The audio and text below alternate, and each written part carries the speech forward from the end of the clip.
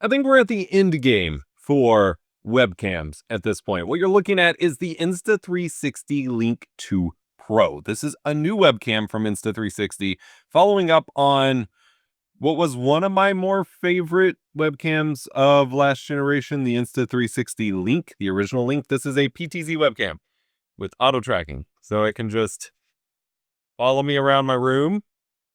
If you're in the middle of streaming and you want to like show someone something, you can just get up.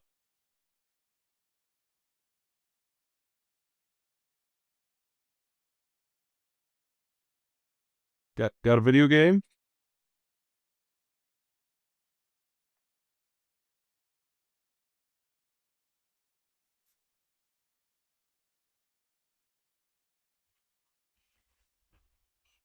It keeps up pretty well. Even if I like, what if I just run off frame?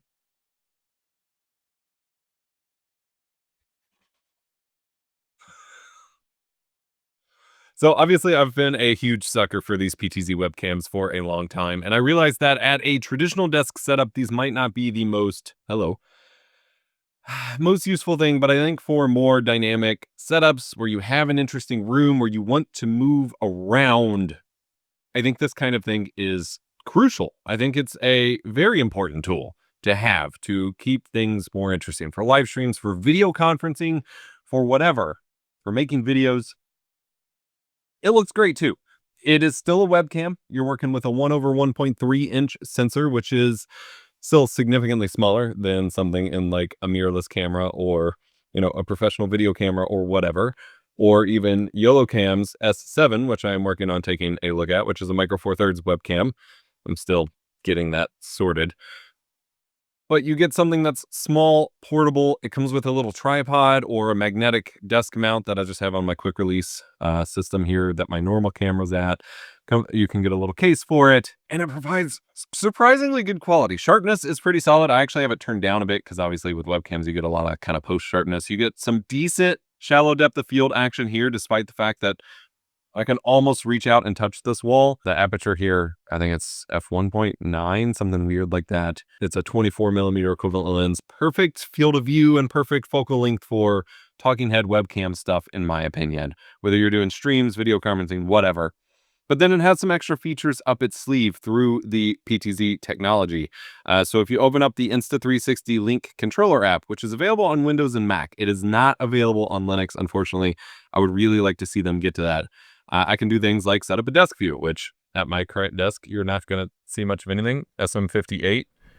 Hello. Part of the issue with the desk view in my setup is that there's a little delay with that getting engaged. Part of the issue with desk view in my setup is I have it on a slanted desk mount for like a diagonal talking head setup because I have a giant TV that I use here.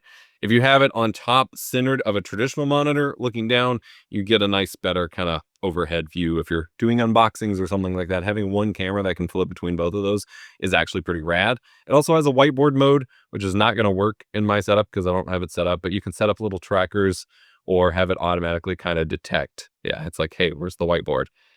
With the original Insta360 Link, you could set up little tracker dots basically to frame kind of anything you wanted, like a canvas or a whiteboard or whatever. This one's actually going to scan and try to detect it. I don't have one set up. Actually, I want to try something.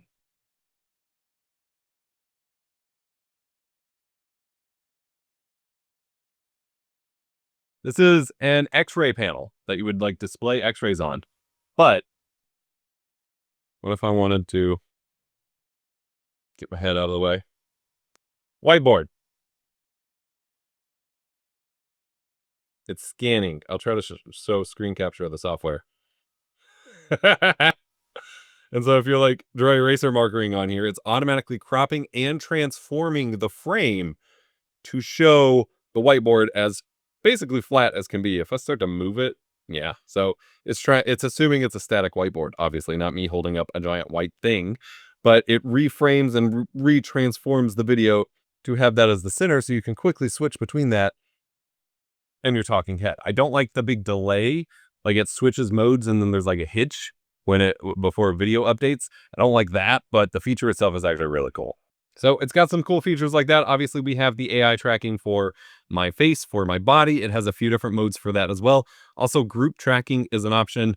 It's got smart composition options for just tracking your head, your half body, or your whole body. If you need to zoom out, or whatever, you can customize the tracking area. You can pause the tracking. It also has a cool feature where you can just set it to privacy mode. So if you want to get up and you don't want it to like track you through your room while you can talk to someone that peeked in your door or whatever, you can just whoop. Oh, it didn't do it. Whoop. There we go. It legit gives you a BRB screen and sets it in privacy mode, which is bananas. It's a little fiddly, but like it's pretty cool that you can do that. This privacy mode also automatically engages after a brief delay when no program is accessing the webcam on the Link 2 Pro. The Link 2C will still require manual tilting down in order to activate privacy mode. I do wish that it would let you customize what that BRB screen is, just for the sake of it. The software itself, hello tracking, make sure subjects are... So some of the things are a little fiddly. It's not grabbing. There we go. Took a minute to grab my face. Part of the issue is, again, I have it in a slightly non-traditional setup. In the software, you also get really cool controls. So you get white balance, which is missing the tint slider. So you got temperature, but not tint, which makes it a little difficult to properly set white balance, as I have complained about in many videos. It has hand gestures, which I've unfortunately left enabled. And so I just actually turned off AI tracking by doing this number. Let's see if I can turn it back on. There we go. It's back on. So they're kind of cool if you want to use them. If you talk with your hands a lot, maybe not. It also has hand gestures for zooming, which is really silly and dorky looking if you're sitting at your desk. But if you're far back or video conferencing or whatever, you may want to be able to control that. I'm going to turn that back off. It also has whiteboard mode, which is going to look for the whiteboard, and I don't have one, and that's fine. Set it back to tracking mode, turn that off. But you get temperature. I was getting distracted by my hand gesture thing. You got temperature control, but not tint for white balance. For exposure, you got manual ISO, and it does have dual native ISO at 200 and 3200.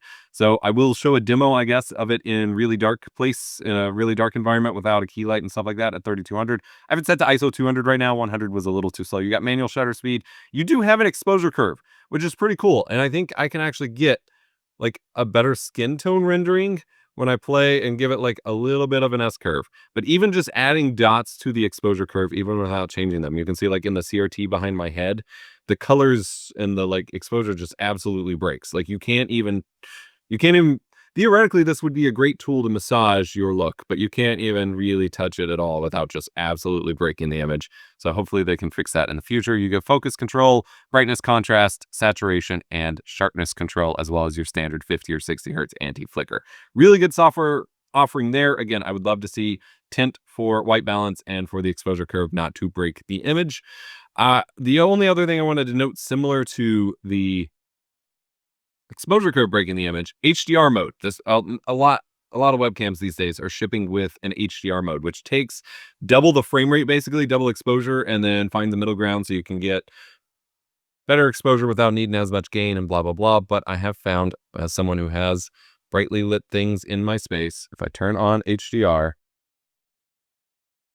okay, now I'm super bright. But if I crank the ISO back down, some of the colors in the sign and in, like, look at the sign. At the moment, it's fine. Sometimes some of the colors and exposure seems to break the image like it did before with the exposure curve. So I tend to leave HDR off. I don't have a specific need for it. I think what I have established here looks pretty great, but that's an issue with all HDR webcams, though. Even the original Razer ones I was showcasing, whatever neon signs out in the background, I enable HDR, and those things get glitchy as can be. So it's nothing new. It's nothing Insta360 is necessarily doing wrong here. It's just a limitation of that technology at the moment. Huge shout outs to Insta360 for releasing an Elgato Stream Deck plugin, which gives you access to basically every camera setting, almost to a fault, because some of them aren't super useful, but you can control things like switching between desk view and tracking mode, zooming in and out, displaying the current zoom factor on the buttons for that, customizing white balance and exposure and everything else. It's pretty sick if you're in the Stream Deck ecosystem. Along with all the features that I just mentioned, the software does have screenshot and screen recording or video recording capabilities, as well as an AI transcription tool. So you can like transcribe your meetings and stuff like that, which is neat, I guess. Not really of interest to me, but pretty cool webcam. Definitely, like, we got the nice shallow depth of field, the bokeh, the quality of the bokeh, the out of focus areas could be better, but like, this looks pretty great. And this is one of those scenarios where I've kind of come full circle, where I think fully just straight up mirrorless, like cinema camera style video at a desk doesn't really match the message or the thing that you're doing. And I start to think that maybe we don't need that. Maybe we need a webcam that gets just close enough to look nice. I can blur out my background a little bit, hide some things or whatever. It's also got background removal tools, scene presets, all sorts of stuff. But I think being limited to a webcam lets you play within the bounds of being at a desk. Being at a desk is never going to look like a movie, and it shouldn't necessarily. But this webcam gets you about as close as you're going to get. Let me know what you think about this webcam. I will have a couple comparisons have shown to like the original or something in the B-roll of the video. Neat little webcam. Insta360 is not sponsoring this video, but I do have an affiliate link for the webcam in the description down below. And if you check it out before May 26th-ish, into the month, I don't know exactly when this is going live, but you have a couple weeks, you can get up to 10% off of this webcam during a sale. I know it's an expensive webcam, as good as I might be saying that it is, and you might as well get it cheaper if you're going to get it. Just wanted to highlight it. I always try to let you all know when you can get things cheaper. Otherwise, you can check out product links for yourself at your leisure. They also have the 2C version, which lacks the PTZ option. It's just locked into place if you want a slightly cheaper option, but for the same quality. If you don't care about having a little turret that follows you around your studio or your office or whatever, your room. And otherwise, remember to be kind, rewind.